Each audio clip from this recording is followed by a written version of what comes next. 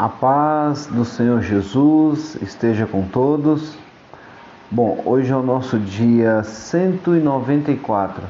Eu gostaria de falar rapidamente, em poucas palavras, a respeito do capítulo 1 ao capítulo 4 de Cantares, ou Cântico dos Cânticos, né, que é o Cântico de Salomão. Esse livro é o último livro do trecho poético que existe na Bíblia. Nós lemos Jó, Salmos, Provérbios, Eclesiastes e agora Cantares. Cantares é um livro fantástico, como todos os outros, né? Mas com uma diferença em relação aos outros livros. Ele é um livro muito específico que fala a respeito do relacionamento entre um homem e uma mulher. Alguns dizem que simboliza, personifica o relacionamento de Cristo com a igreja. Outros dizem que se refere ao rei Salomão e a Sunamita. Existem várias interpretações a respeito desse livro. Agora, ele é um livro bem conhecido, porém ele é pouco lido, porque aparentemente não se fala muita coisa a respeito das coisas espirituais. Mas ele vai deixar uma coisa muito clara, que ele é um livro poético. E dentro desse livro poético, ele faz parte de uma coletânea de poesias que foram ditos há muitos anos atrás.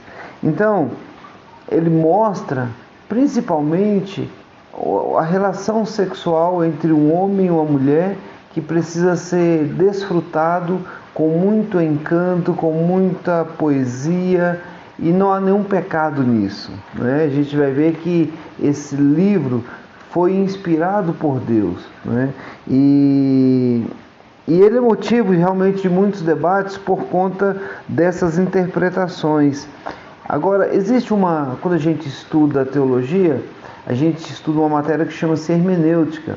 E dentro da hermenêutica é dito o seguinte, que a gente precisa interpretar a Bíblia literalmente, desde que seja possível, né? Então, a interpretação desse livro, ele não pode ser feito de uma forma somente poética, e também não pode ser feito de uma forma somente literal. Existem coisas literais e coisas poéticas. Esse é o grande problema da interpretação desse livro.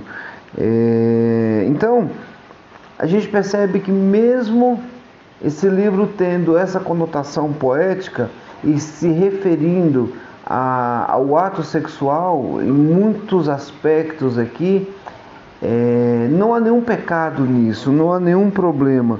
O sexo, ele para Deus, ele não é maculado se for feito da forma correta. Aliás, o sexo ele só é maculado por causa do pecado, né? O homem, quando ele peca, ele mancha o pecado. Lá no livro de Hebreus, no capítulo 13, vai dizer que o matrimônio seja entre todos digno de honra, e o seu leito sem mácula. Quer dizer, o seu leito é a sua cama sem mácula, sem mancha. Ele é digno de honra entre todos os outros princípios. Por que Deus estabeleceu isso? Porque Ele sabe que a vida sexual de um homem e uma mulher casada, ele é uma bênção. Aliás, ele fala que é digno de honra entre muitos princípios. Por isso que a gente vê aqui, olha só que interessante. No capítulo 1, muitas pessoas deixam de ler a Bíblia porque acham isso aqui um absurdo, né? Mas é um ato santo e correto diante de Deus.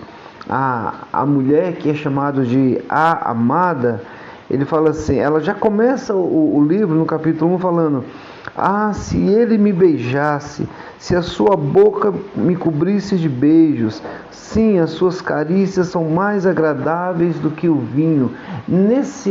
Nessa prévia do ato sexual, ela começa a exaltar o seu noivo, o seu esposo aqui, para que haja uma vida íntima, satisfatória e abençoada. Então, ela está sempre olhando para ele, e isso é um princípio agora para os casados. Olhe sempre um para o outro com toda leveza, com toda graça. Não importa se vocês estão ficando velhos ou se vocês começaram a vida de casal agora. O que é importante é você ser como essa mulher.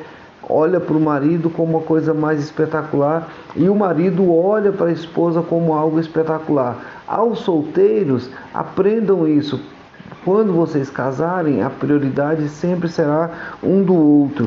Por isso que ela fala assim, a fragrância dos seus perfumes, a amada falando para o amado.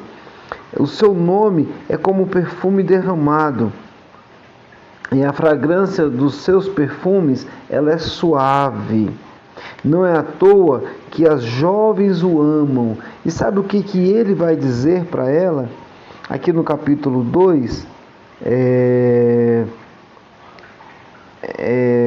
cadê? No capítulo 2, o amado vai dizer: levante-se, minha querida, minha bela, e venha comigo. Veja, o inverno passou, acabaram-se as chuvas e já se foram.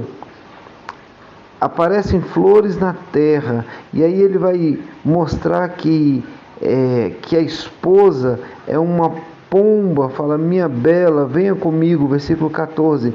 Minha pomba que está nas fendas da rocha, nos esconderijos, nas encostas dos montes, mostre-me o seu rosto, deixe-me ouvir a sua voz, pois a sua voz é suave e o seu rosto é lindo.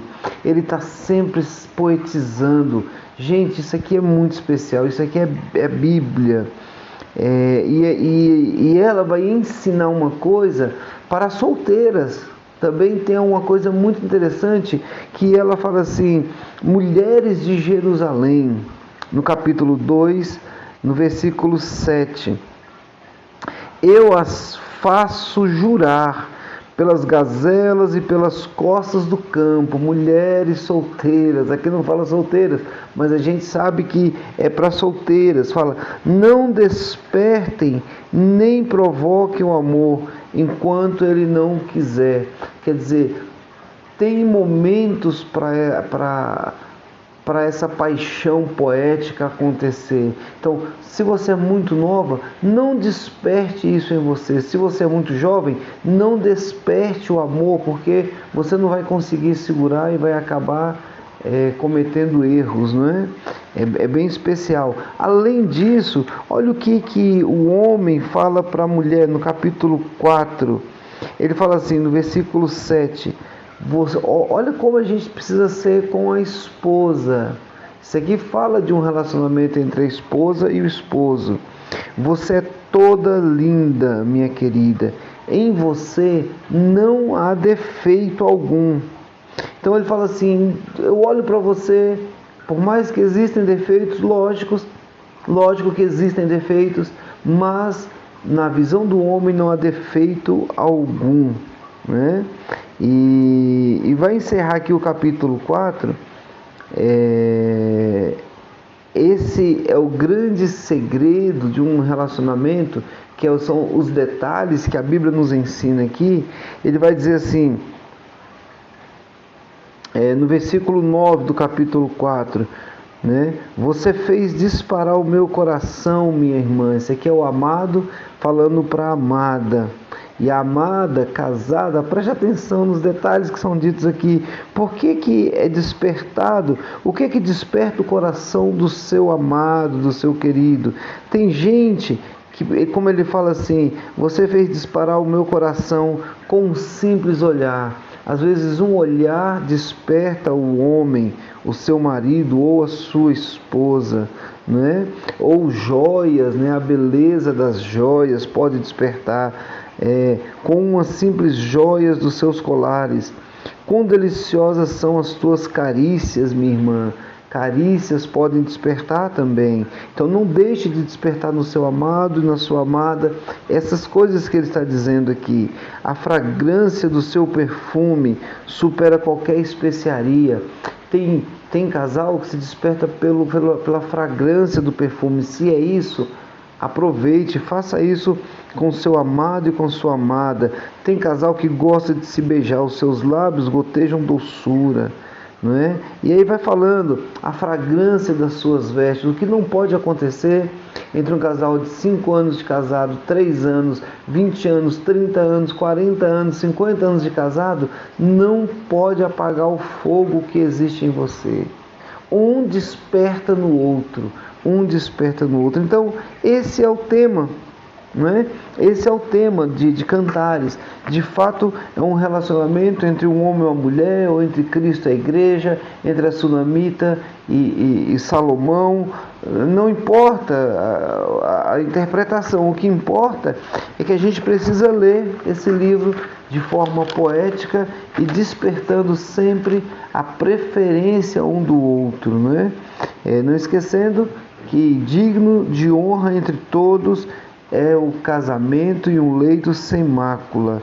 E o projeto de Deus é que o relacionamento matrimonial, ele não tem que ser suportado, ele tem que ser desfrutado. Tá joia? Que Deus te